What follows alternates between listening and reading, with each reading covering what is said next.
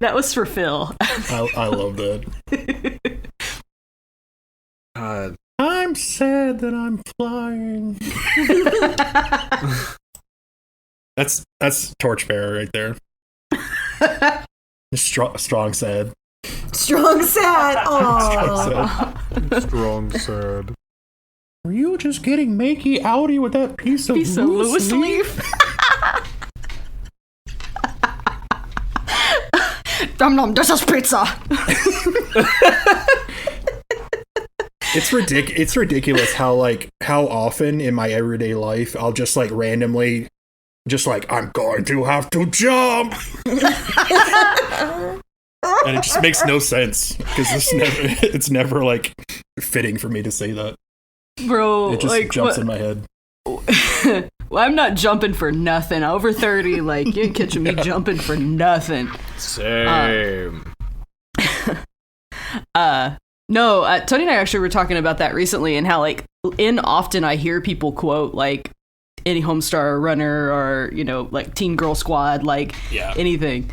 But how often we do, so it's yeah. Connor and I are big on Teen Girl Squad.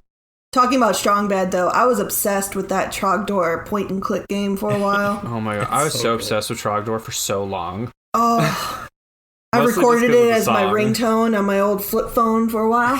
Trogdor good times. Was a man. I mean, no, he was a dragon man. Then he was or maybe he was just a dragon. Then he was Trogdor! Burninating the countryside. Burninating the peasants. Burninating all the people.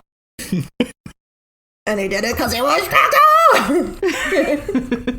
It was the best. Oh my god, so the memories. Funny. Makes me feel so old. What was your favorite episode of Tales to Inspire? The one where they talk about Strong Bad for a long time. For a long time. Classic. Oh. What? They ain't got no TurboGrafx games? 5 minutes of Trogdor. That was my favorite episode. Hey, you know what? It's all going in. It's making the cut. That's our cold open. Hi, friends. My name is John Tabor, and you're listening to Tales to Inspire.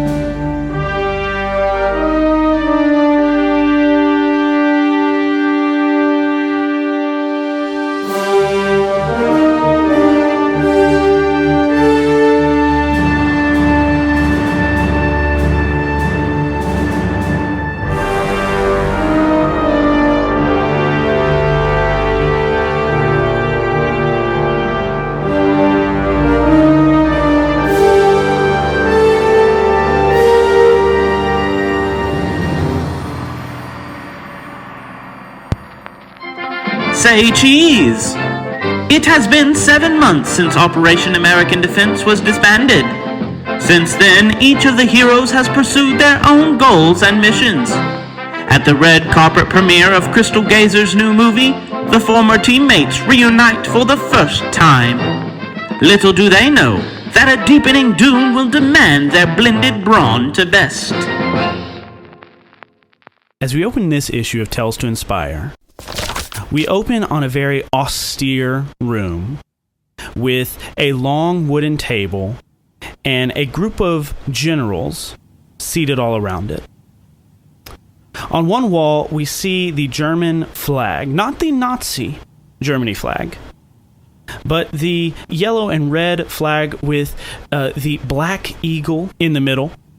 And we see these generals seated around the table, and we see them wearing their military outfits devoid of any swastikas or Nazi memorabilia, but we do see lighter fabric where the eagle used to be, and lighter fabric around where their black armbands used to be. This is the military junta that is ruling Germany after the civil war between the German army, the Wehrmacht, and the Nazi political party. But we see these people sitting around a table, and one of them stands up to address the others. Countrymen, we are gathered here today to discuss the end of the war. The Allies may not be willing to admit it, but they are stalled at our front lines. They have not made any significant advances in the past month, and we know they shall not progress any further. They have rejected our peace talks, our calls for diplomacy, and so now we shall take matters into our own hands.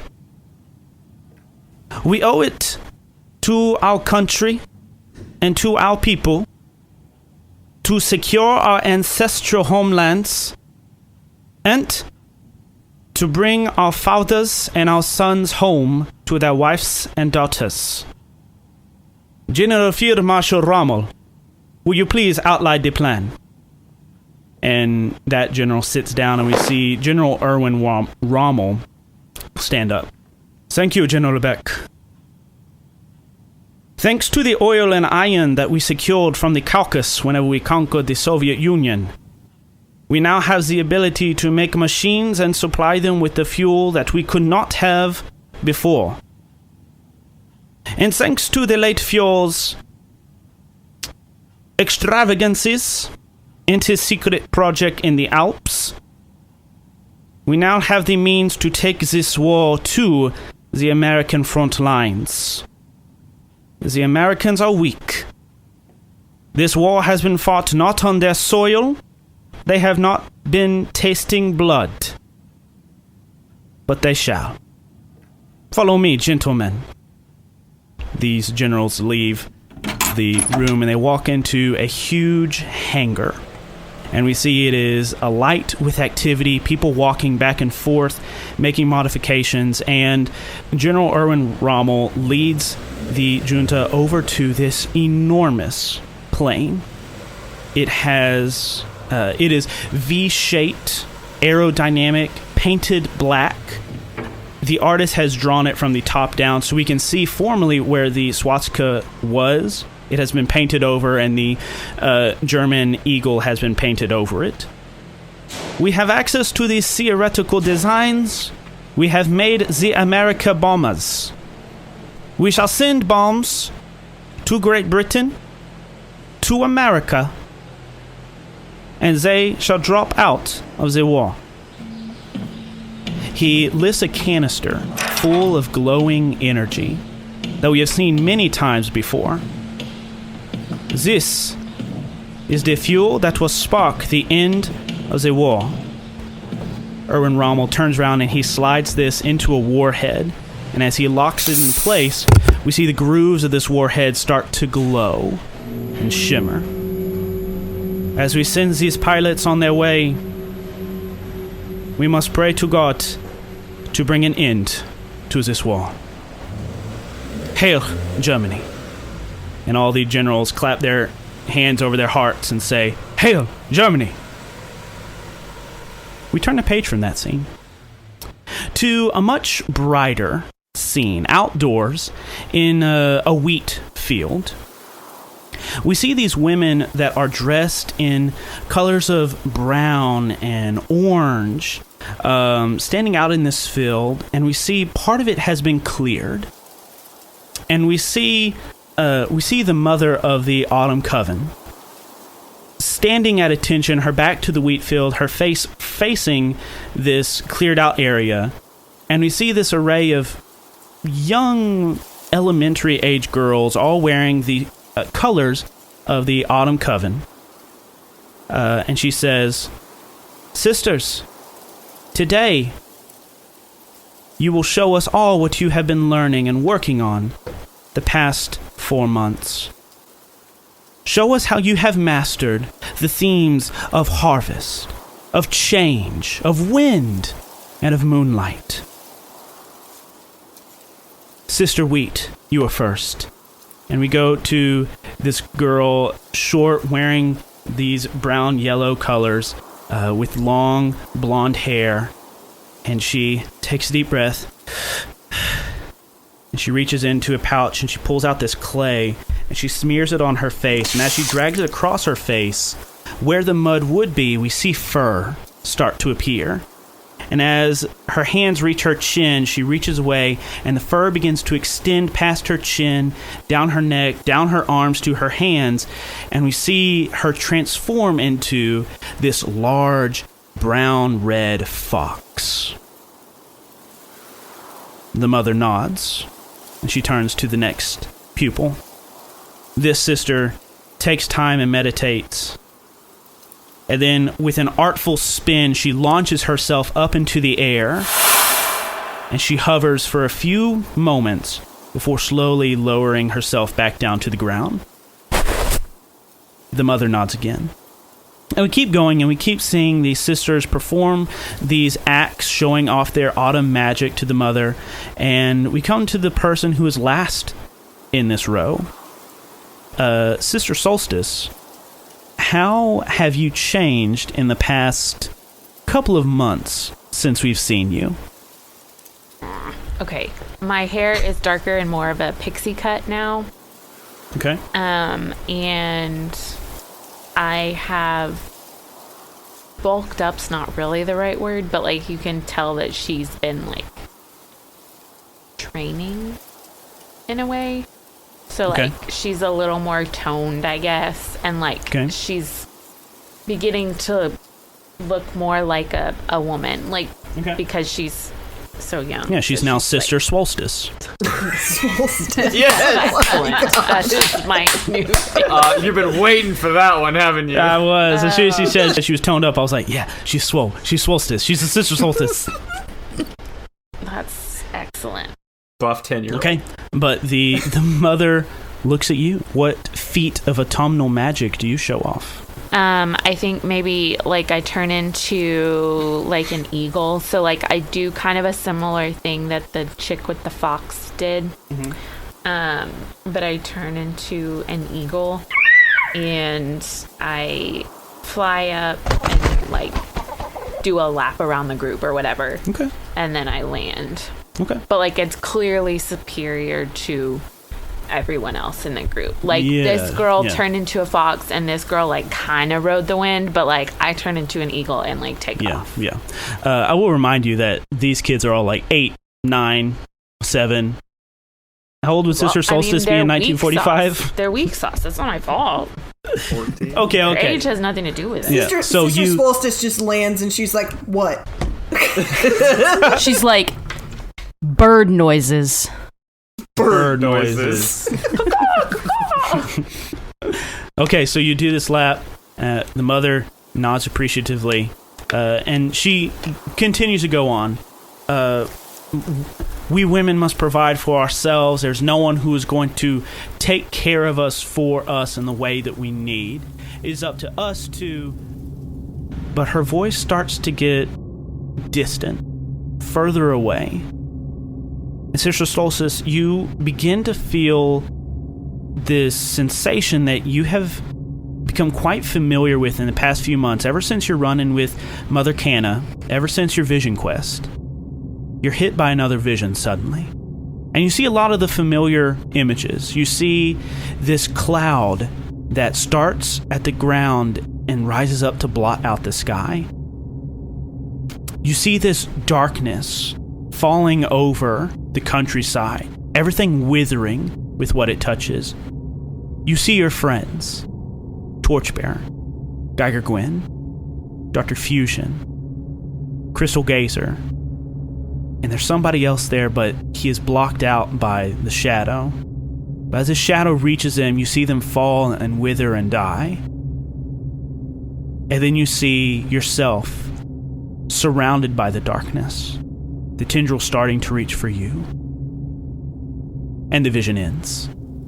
The other sisters have walked off, but Mother Canna is standing in front of you just a few feet away, or maybe just a foot away, looking down at you. Sister Solstice, are you well? Yes. You do not have to lie here, sister. This is a safe space. I'll be fine. You're having more visions, aren't you? What's it to you? What's it to me, my dear child? There are many things that it is to me. Namely, you are destined to be the Tetrarch.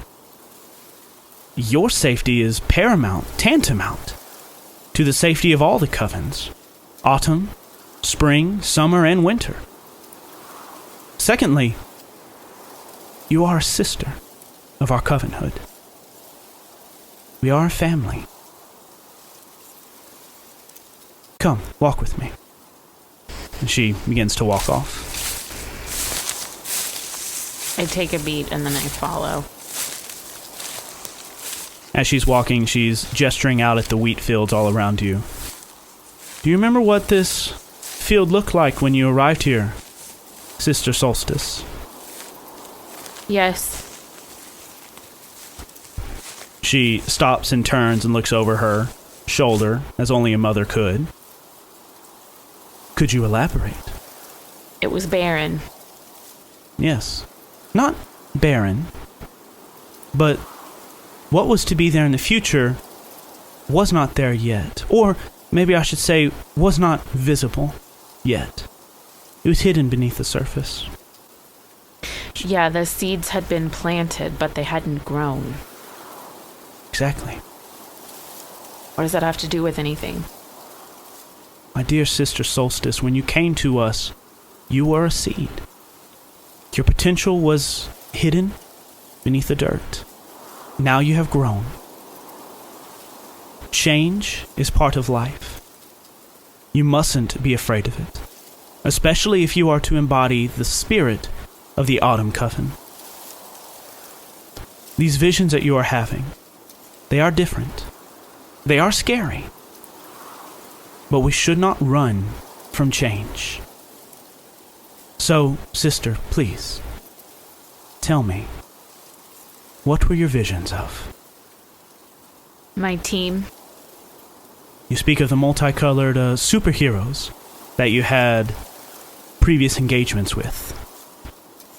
Yes. What of them? Something's not right. Showed them withering away. Like crops that were left behind after harvest. What was causing this withering? A dark cloud.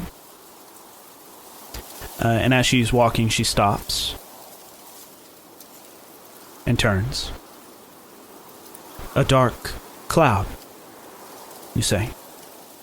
Yes. Like the one like the one Sister Canna had? Yes. Tell me, sister, what do you know of the echoes of creation? I've heard of them. Not experienced them. Well, as you know, the Coven of Seasonal Witches, all four of us, are attuned to the embodiment of nature. And nature is an echo of creation. Whenever the world, the galaxy, the universe was formed, there were these primal forces. Nature was one of them. Light was another. And darkness was another. And just as we can draw our strength from the echo of nature, there are those that pull their strength from darkness. Sister Canna sought to draw her strength from darkness, and darkness consumes. Darkness takes over. Darkness diminishes. Sister Canna was not the first time that our coven had encountered darkness. It came for us many years ago and threatened to wipe us out if not for the intervention of one who bore the light. They were called Torchbearer. They worked with the Tetrarch of that time. And through some ritual, they were able to banish the darkness, to seal it away. But unfortunately, like any prison, whenever you have people prodding at it and poking at it and digging at it, it eventually gives way. And it shames me to say that my daughter was one of those that chipped away at the prison that darkness was formerly in. You are destined to be the Tetrarch, Doris. And I believe you are having these visions because you are meant to do something about the darkness. And I believe your friends will be very important to you. Can you tell me any more about this ritual? I can provide you with the annals of our coven, our sisterhood, and you may look through it. But I'm afraid that's all I could give you. Ideally, you would stay here for many more years to train with us, but it seems you have more pressing matters. Go with the wind, Doris, and may you never be afraid of change. She kind of, nods her head, and then she walks back to the main house where her room is, and she packs up the few items that she had with her, and then she steps out onto the porch, and then she takes flight and heads to, I'm guessing she had some way of having an idea of where they were at. Or maybe you're a witch. You have so much magic that you could do. So here's what I'm thinking. Go with me here. Similar to Elle in Stranger Things, as I'm sitting, as I'm there on the porch, I'm going into my Zen zone, and I'm locating Torchbearer. Okay. Okay, so this is not a power listed on your power profile, so let's roll a push. So trying to find someone, using magic, trying to scry on somebody, basically. Do you think that is a simple power, a difficult power, or a borderline power? I think that at this point, it's a difficult power, but I think as I use it and bond with the team more now that I have the power, it will become easier to locate. And I mean, it requires concentration, requires you to stop. Right. So yeah, sure, a difficult power. So go ahead and roll 2d6 plus nothing. Yeah. I got a 7. A 7, okay. So on a 7, I have to check the rules because we haven't recorded in a long time. Yeah.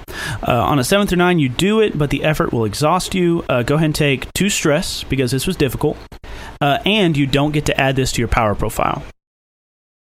How does it look as you kind of tap into this energy, this magic to find Torchbearer? As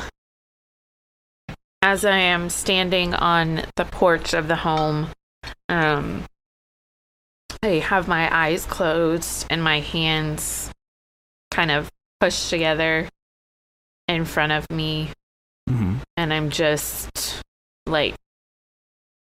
channeling all my concentration and bringing into mind the last moments I had with Torchbearer, just to try to get that connection back. Okay, sure, yeah. And I think we see a couple of black panels, and then a slow, soft focus opens up, and we see Torchbearer's face. And it's kind of sepia tone, black and white, and then it continues to fill out. The next panel is full color, and we are now with Torchbearer and Geiger Gwen. Where do we find the two of you? I had a really inappropriate idea, but go for it.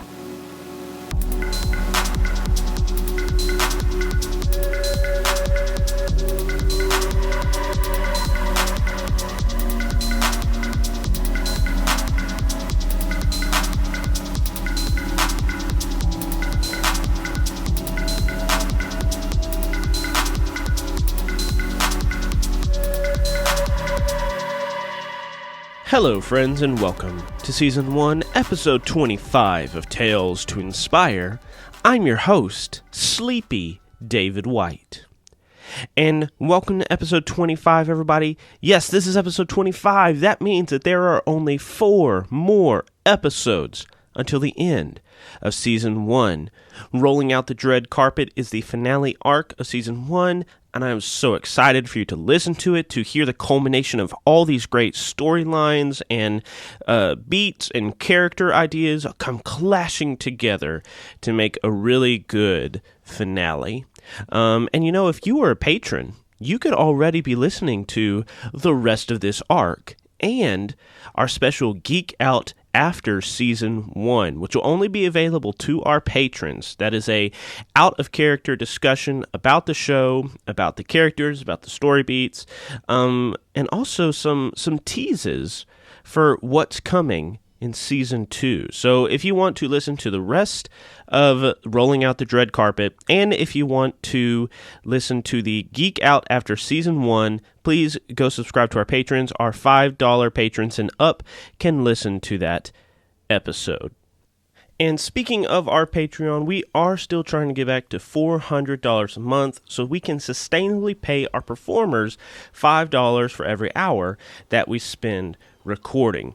Right now, we are at $262 a month with 24 patrons providing that for us every month.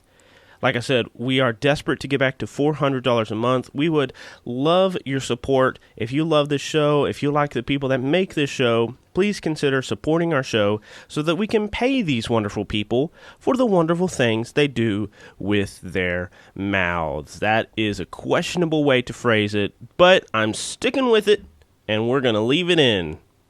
And I mentioned that there was going to be some sort of announcement later this month. We are still working on getting that announcement. I'm very particular. Like, I want to announce it in a certain funny way. And, like, I could just go and be like, hey, this is the thing we're doing.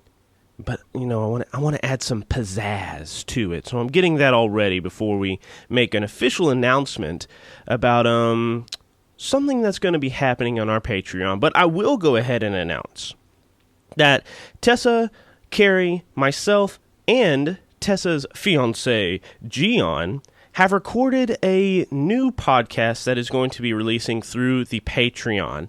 I truly do not know what it's going to be called, but the premise of the show is that we sit down and we watch a movie, and you watch it with us. The first movie that we watched is Twilight. I have avoided watching Twilight for my entire life since it came out. And Tessa and Kari, and Gian too, finally convinced me to watch it. And all I can say is, it's so bad, y'all. It's a bad movie. It's very bad. But we had a lot of fun watching it and making fun. That episode will be released on August 1st. So if you're interested in listening to us listen and watch Twilight and you want to watch it along with us, well, go to our Patreon. Everybody who is above the $5 mark will be able to listen to that audio, and is just a train wreck. That's all I can say, but it's a very fun train wreck. We appreciate y'all so much. Thanks for listening to this episode. I'm going to let you get back to this episode.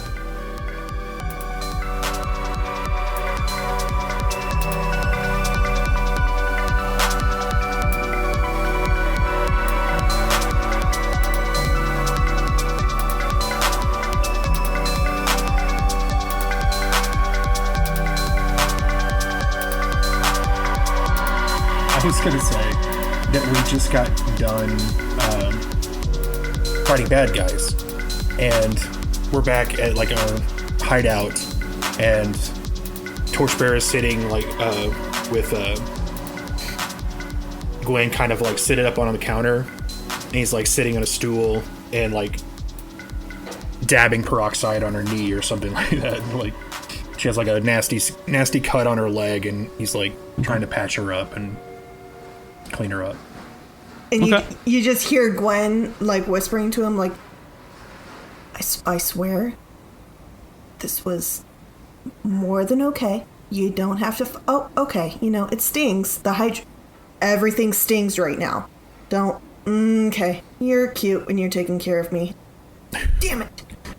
That's what you get when you bring a kick to a knife fight, Gwen. You know my legs have reach. I can do it.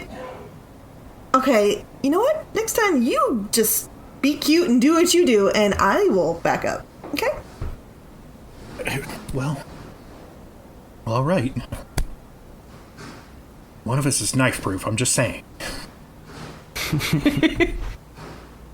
She gives him a kiss. Is that better? Yeah. She's the poutiest brat you've ever seen. This is whiplash after not having seen you guys in so long. I know. Yeah. So yeah, I imagine a very chill scene like that. Okay, so we're kind of like taking it like as date nights then? We're trying to find them, but also along the way we're just picking off bad guys, you know? Yeah. Sure. It's kind of been like Gwen and Torchbearer making like a weird tour on our way from like Seattle down or Oregon down to like California, Los Angeles. Yeah, yeah. And just like making this weird like beeline, just like, oh, there's trouble here. We have to stop it. Like we can't just like not help people. It's that Indiana Jones like map line where you see us just hitting. Yep. Yeah, yeah. And you just stop dope. for 2 days. And they keep going. There's random panels, yep, where we're just like taking time off to like have a date or something, and she's explaining something really mundane to him where he's like, oh, that makes sense. Yeah, here's the church, here's the steeple, you know. Oh man. Blow up Oregon State University, make out about it. Just fight some robbers, make out about it. I'm not mad about it. I'm not. Here's why East Coast baseball teams are just playing better at baseball than West Coast teams. And I won't argue with you, Torch. I swear. I promise. Oh, man. Okay, so I think that y'all making this circuitous route of justice down the West Coast, I think you have arrived at Los Angeles. I mean, out of player, like we were gonna like meet at the like the premiere. So like, how would y'all get there? I think Crystal Gazer would have wanted to give them tickets to come and see the premiere and be there, since, you know, they're in it. Not them, but actors portraying them. I think she would have wanted to send them tickets, but I don't know if she could have found them to give them the tickets. Yeah. Maybe you just left them with the will yeah, you left him at will call, and will call. That's what. Me and Torch just, you know, we figured out it was happening, and we stopped, and whoever was running will call that day was like, "Oh my god, you're Geiger Gwen! Oh my god, you're Torchbearer!" I know. Yeah. Yeah. So I like have tickets for you. I think the first time we see each other again is like in the seats. Yep. As we all meet together. We're not going to have a red carpet moment? We gotta have a red carpet moment. All I know is I want to put Torch in, you know, the best tux ever. And Gwen is in the most risque, black, dipping gown. And she makes him carry her bridal style through the air to land on the red carpet. Oh, boy. Okay, so here's how it goes. So I think... You see what I have to deal with. I'm not asking for a lot. Y'all have the scene, you're doctoring their knee, and then I think y'all have the tickets like on the countertop next to Gwen, and then y'all have a dressing montage. That sounds about right. Okay. Then I want to think of another cool transition. So I think on the tickets we have the name of the theater and we have the name of the flick that's happening. And then in the next panel, it is of the marquee outside of the cinema with that exact same lettering and everything on it. Now you're playing with comics. Dig it. Yeah, now dig it. Now this is writing comics. And I think then in the next panel, we see a huge crowd of people, reporters, socialites. We see the red carpet rolled out. We see pictures being taken. We see nice black Rolls Royces rolling up and people getting out. And I think across the way, we see Dr. Fusion. Dr. Fusion, what are you doing across the street from the premiere? Oh, wait, I'm across the street? Like, not with Crystal? I mean, you could. I was. Where are you? What are you doing? Okay. I have a funny scene that I'm thinking of. So, the panel is Margaret in like full like her Margaret being Margaret, and she's like talking to an interviewer, and you just see drawn in half detail, like they do in comics. In the background, you see Dr. Fusion, who is in a real tux. And it's not like his normal scratchy wool suit. It's like a real fancy tux. And his hair is like all... His hair is like slicked down, which it's not a good look because his hair is curly. And yeah, he looks very uncomfortable. And he's just standing in the background, just like holding Margaret's purse in the background. Yeah, I think in the foreground of that shot you see Margaret, and her hair is perfectly curled, not a single hair out of place. Her makeup is perfectly done with some really, really deep red lipstick on. Her dress is a deep... It matches her lipstick. It's a deep rouge, and it's fitted just perfectly at the waist. She looks elegant. She looks flawless. She's wearing heels, so she's a few inches taller, and she's yucking it up for the interviewers, just talking to them and doing all that. And she just like has forgotten about Doc. I'm gonna be honest. Has forgotten that he's. Who are you wearing? Oh, I don't know. Who was a designer at that time? That was a joke. We don't have to delve that deep. Okay, so we see that panel. Margaret talking, beautiful, just capturing the scene, capturing this moment, and we see Dr. Fusion just kind of forlorn in the back, holding the purse. And I think, let's say the actor portraying Torchbearer in this movie kind of walks past you with his dame on his arm, and he bumps into you. All right, sorry, old chap. And like as he bumps into you, you drop her purse, but you also drop this piece of paper that has been clenched in your fist. And you've tried to put it out of your mind. But as you reach down to grab the purse and grab that piece of paper, we flash back a month. We are at the ruins of the science building of Oregon State University. And I think, Dr. Fusion, you're probably still covered in soot, your lab coat a little singed. After the explosion, you looked for the entity that was in the Faraday cage, but they were not to be found. And I think you were just having a moment looking down at the crater where your office, where the offices of your colleagues used to be. And as you're standing there looking, we see a man walk into frame, and we see a little yellow box next to his name that says Dean Francois Gilfillan, the Dean of the Sciences of Oregon State University. And he goes and stands next to the crater with you.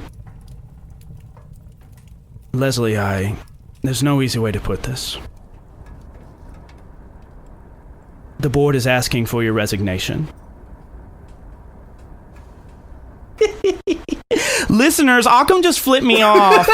It was actually at 3 members of this cast. Oh. Thank you. Because both explosions, not my fault. Okay. No, this is wonderful. Thank you. My resignation. Yes, I'm sorry, old friend. But 2 explosions within 5 years of each other in your lab, connected to your research, it's just... I'm sorry, old chap, but... And he holds out a piece of paper to you. I'm afraid we're asking you to sign this and return it to us. Your official resignation. It's already typed up. All you need to do is sign it. He takes the paper, doesn't even really look at it, and he looks directly into... What was the guy's name again? Dean Gilfillan. Okay, what is his first name? Francois. Okay. Francois, this will not... Fine. Give me some time. Of course. I need to process. This was my life's work. Twice. Yes, I understand, old chap. He claps you on the shoulder. Happy trails. And he walks away, and then we return from that scene to you picking up that piece of paper off the ground. And Occam, I have to ask you, have you signed it? Or is the line blank? He has signed it. And there are a lot of like marks right at the beginning of it. Like he'd started to repeatedly and just left a mark. But his signature is on it. Okay. You reach down and you pick that up, and as you straighten up, we see like some word boxes that says, "Oh my gosh, is it? Can it be? Who is?" And then we see Torchbearer flying down out of the air, wearing a tux, holding, as has been stated, bridal style, Geiger Gwen in both arms. And the two of you alight at the end of the red carpet, and I think you see Dr. Fusion right there in front of you, holding a purse. I envision this scene like us so close to being there, but that apprehension is still there. It's just like, are we ready to actually like talk to these people again? And Torchbearer's really feeling it. He's just like, I don't know, Gwen. It's like they didn't even put the address on this place. How do they expect us to find it? And he's just flying around carrying her, just like, how? It's like, and then she just like gently nudges his head to the right, and you can see the huge, like, majestic looking theater with all these spotlights and stuff. Yeah, spotlights. Like, it couldn't be more obvious. You're just like, yeah, that's it. Just rip the Band-Aid off, babe. We gotta do this. You're right. Careful, I'm heading down. This is where we just lower down towards the red carpet. So we touch down, and I immediately zero in on Doc, and I'm just like, you look great. Quite an entrance. Oh, hello. I had trouble calling a cab. Yes. I think as they've landed and walked over to Doc, I think that Crystal Gazer didn't see them because she's so engaged in this conversation. But then she notices the reporter's attention being drawn from her. Yes. And she's like, at first a little bit frustrated because she was in the middle of a sentence, but then hears Geiger Gwen's voice and turns and looks excited, right, at first. She's like, oh, it's Gwen, great. And then she sees Torch, and immediately like this look on her face, like excitement, like my gal's here. She sees Torch, and it immediately drops. Like, she gave him the ticket. She intended, she did it because of goodwill, right? But she really didn't expect him to come. Yeah. Gwen is just oblivious, and you see a panel of her turn towards Crystal Geyser, and she's just like, "Oh, honey, hey, you look beautiful." Thanks, honey. Torchbearer just kind of like turns his body half like behind her, just like looking off at the side. She gives that little like Southern woman smirk as she walks over. I sure am glad you're here, honey. And she looks at Torch and says, "Both of you." And then goes over to Doc and slides her arm through his, and takes her purse. Well, this is a new development. Some of the reporters start clamoring out, "Hey, let's get a picture of the heroes, a picture of the heroes. Hey, Pencil Neck!" And they're talking to Dr. Fusion. "Pencil Neck, get out of the way. Let's get a picture of these heroes." He looks so awkwardly. Like, this tux is the most immaculate thing he's ever worn. And it's just so out of character. She looks at Doc and then looks back at the picture and then looks at him again and like asking like, "Do you want to be in this photo?" Without saying it. He loosens, like he pulls his arm off away from you and just steps to the side. Gwen doesn't allow it. Oh. No. Gwen jumps in and shoves him right back up next to Crystal Geyser. No, oh, honey, you're fine. Look at you. Smile. Big. Smile. I said freaking smile.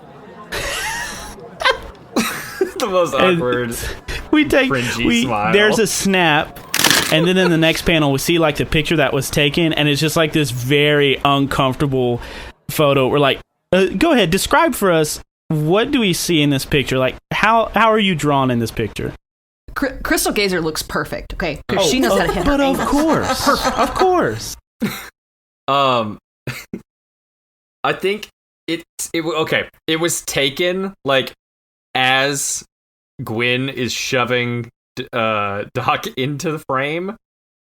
Is Gwen in the picture, or is this just of like Crystal Geyser and them? I was thinking it was like, of all of y'all. Oh yeah, no. Okay, Gwen went for it as in like all four of us were going to be in the picture. Okay, cool. Yeah. Then yeah, so you just see like Gwen's hand tight on his arm, like on his bicep. Yeah. And he's just like tightened up, and he's got this super awkward smile, and he's like he's turtling a little bit.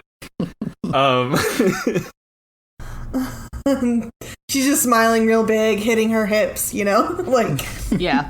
Got it. And then we have one photographer that says, "And now the two stars of the show, Torchbearer, Crystal Geyser, look right here." Oh, hell no. And I think as the two of you are like being pressed together to have a picture, the panel is drawn of y'all right in front of the movie poster. And the movie poster is Crystal Geyser clasped up against Torchbearer's bare chest with the skyline of Germany like burning behind them. We have the two of you. It's a romance novel cover on a movie poster. It's the Casablanca poster. Yes, it is. She's like, okay. Okay, so they get pushed together, and she didn't want to do it, but then she looks up at Torch, right in the eyes, and puts her hand on his chest, and her other, like her other hand on her hip, and one hand on his chest, and it's like, play it up for the cameras there, Torch. You sure? Seems kind of dishonest. We can go back to hating each other tomorrow. Torchbearer just kind of face falls, but then he just kind of draws himself back up and poses for the shot. Okay. There's a panel of Doc Fusion and Gwen, yeah. Yeah, Doc awkwardly shuffles his way toward, like, closer to the door, trying to get inside. Just looking like... Gwen just grabs him again and pulls him back to her, and she's just like, "Don't worry. I trust them both." And then you just see a panel of her flashing her little pistol on her thigh. Please just let me leave. Okay, I'm sorry. Okay. And then I think y'all are finally like ushered into the building, and we have y'all like walking through the lobby, going to your seats. Is there any sort of conversation before y'all get to your seats?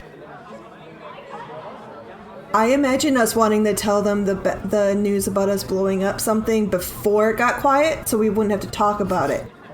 God, this is such a bad idea, though. So it would be the idea that we went with. Is that what you're saying? Of course. So, like, as the movie is, like, as the credit or the lights are going down, you're just like, oh, by the way, we blew up Oregon City. Quite literally, that's how I envisioned it. Yeah. Okay. So, y'all walking to your seats. Yeah. It's Torchbearer wants to say something, and it's just like every time it comes out, it's just like, wow, this place is great. This lights, I've never seen anything like it. And he's just like, I should really say something. Like we should talk about this. And it's like, thanks for the tickets. Can we get like the shot of like him like doing this and Crystal Gazer standing beside him, and then it's got Gwen on his other side and Doc on her other side as they're walking down this hallway and going to this, into the room, into the like main viewing space. And she is just like, mouth is in a line, and he's like jabbering. Yeah, just all nervous energy, just can't stop. And Doc is like as small as he's ever looked. So as he's like mumbling what happened under his breath, as they reach their seats, Gwen's like, "Oh, also we're a couple now. Okay, let's watch the movie." Wait, what? What'd you say? We blew up the university and we're a couple. Yay! Okay. It was you? Yeah, it's not really a big deal. We're just kind of. It wasn't intentional. Yeah. She's like motioning to like stop, like Doc stop leaves. talking. Doc gets up and walks out. Oh, you ruined his life. You know that, right? Oh, I was talking about us being together. I was just saying it was no big deal, and I thought that's what we were talking about, right? Like as the lights are going down, she looks at both of them, leans like this, and I imagine like accidentally touches Omission, right? I was just about to say, Mitchell, you can introduce Omission whenever you want to in this scene. Yeah, that's great. Oh yeah, Omission is didn't they have like the like red outfits and everything for theater? Oh no, is he an usher? Are you? Yeah, so he is an usher smoking a cigarette, carrying scars, and a pocket knife on him as you bump into him, and he looks at you and shakes his head. God, Jesus. Omission. Did you hear that? Hey. These clowns are the ones that blew up the university. Is that what we're really worried about? Because that seems like a very small thing. Maybe to you. She turns and looks at the other ones. They asked him to resign. That's good. She looks back at... She looks at Omission, glares at Omission, then looks back at Torch and Gwen. It wasn't our fault. I swear to you. It wasn't our intention. Duskowitz was there, and Tuskman, they were doing something awful. And we just couldn't sit back and let them accomplish whatever they were trying to do. And I get it. I owe him an apology because I know I blamed him before for what happened to me. If anything, that was Tiny's fault, not his. I get it. Shit. You do realize his research would have been used to kill so many people. His carelessness would have killed so many people. And only through very sad and needed intervention was the kill count greatly reduced. So no, I am not upset, or do I care about their loss of position at a university. Sometimes when you think up of something, you should keep it to yourself. Also, would you guys like any popcorn? Movie thing's about to start in about 10 minutes, so. Crystal Geyser looks like if she could get up and leave right now, she would have followed Doc out. But she knows she has to stay here. So she looks at them both again, looks at Omission after he gets finished talking, then looks at the other two and says, I don't know what the right answer is. I trust that y'all did the right thing because, Lord help you, that's what y'all do. But Doc ain't the same. That's all I know. I should apologize. Duskowitz and Tuskman trying to destroy that machine. I never could have. Just couldn't see the forest for the trees and trying to save one life. Do something right and inadvertently do something wrong and just feel so bad. Gwen grabs Crystal Geyser's hand and she goes, you know I would never intentionally hurt any of you. Even if he drives me up the wall, I would not. I mean, I can be petty, but that's a little far for even me. You know that, right? Yeah. I don't know. We're just a bunch of regular folk who gotta make these choices. Regular folk with powers. For some reason, we still gotta make these choices. What's done is done. And then I think, like, this is when, unless anybody else has anything else they want to add, I think this is when the credits start rolling. Yeah. I think the credits start rolling. We had this huge orchestral fanfare, and, you know, the narrator starts, War in Europe. Nazism marches across. And then the film distorts, and it's replaced. Omission, could you narrate what has the film been replaced with? Yeah, the film has been replaced with video footage of the internment camps here in the U.S., showing the horrible acts of Americans that were done on a daily basis while we worship heroes. Our sins grow deep, and I think at the end it just says, with a videotape of a single paper, there are no heroes. And then returns to the movie. Who did that? I mean, she would know it was Omission if she could remember who Omission was, but I imagine she's not looking at him. Omission will get you some popcorn, though. As she takes the popcorn and she looks up at the hand that gives it, she's like, it was you, wasn't it? Would you like a Coca-Cola? We have small, medium. Those are two sizes. Give me a cigarette. All right. And he'll hand you one of his cigarettes, which he rolls himself. And so they're all like, they're very dirty, white little pieces of paper, probably with like newspaper wrapped around it. And it's definitely like more of probably a major drug. I don't know. Can we say marijuana? I don't know what the kosher is with that. I don't know. I don't know what kind of effect that's going to have on Crystal Geyser, honestly. Oh, God. You just got her high. Like, I don't know. I'm asking the ST if that would be appropriate or not, or just cigarettes. I think a marijuana cigarette is fine, but Marlo, how do you feel about your character being unknowingly slipped a marijuana? A jazz cigarette, the devil's grass.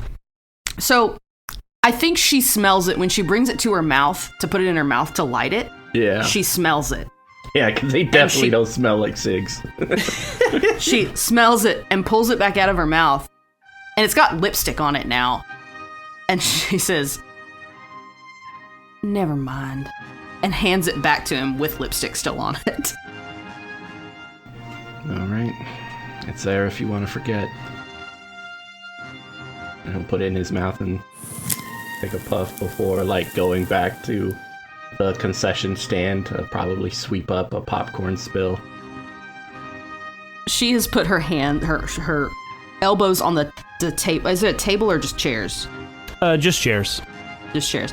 She's put her elbows on the seat rest and has slunk down and has covered her face. Because I imagine everybody's like, what the heck was that?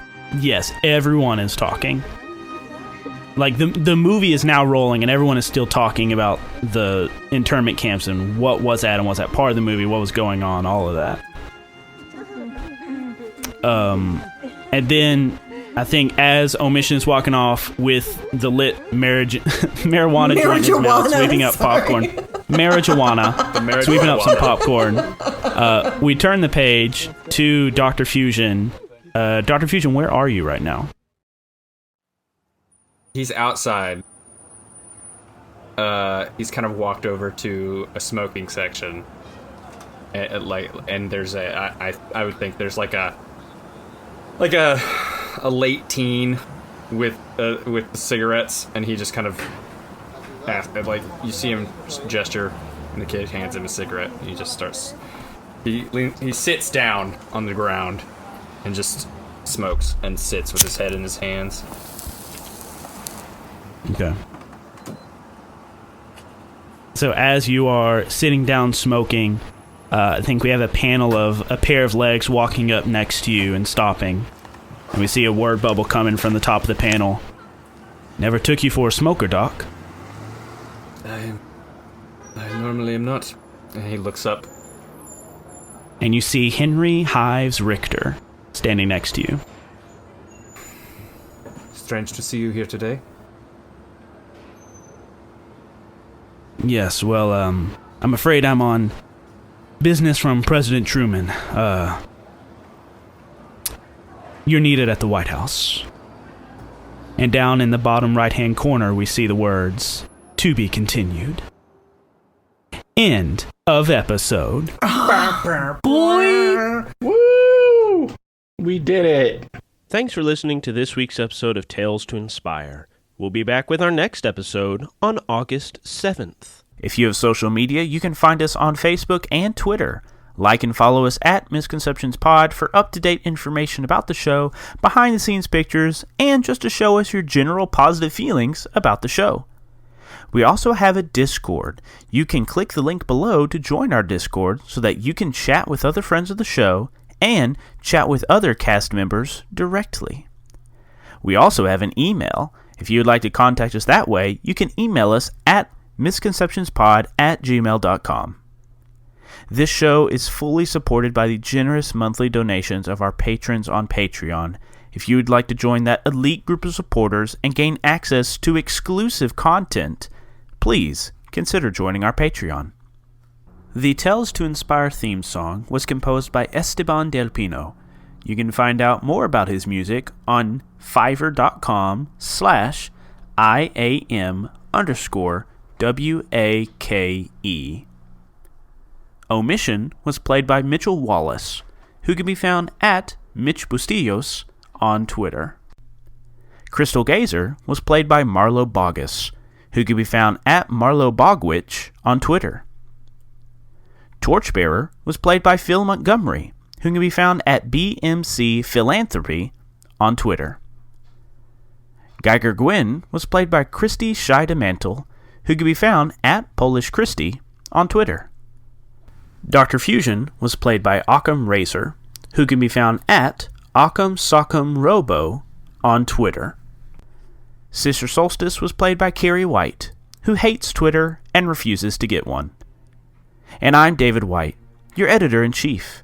You can find me at Mr. Banana Socks on Twitter. The role-playing game system used in this production was a modified version of the Worlds in Peril role-playing game by Sam Joko Publishing, featuring elements from the Avatar Legends role-playing game and Masks, a New Generation role-playing game, both by Magpie Games. Tales to Inspire is a product of the Misconceptions Podcast Network. Find out more about our other shows and buy cool merch at misconceptionspod.com. And that's it for this week's episode of Tales to Inspire. Thank you so much for listening, and keep it nerdy, y'all.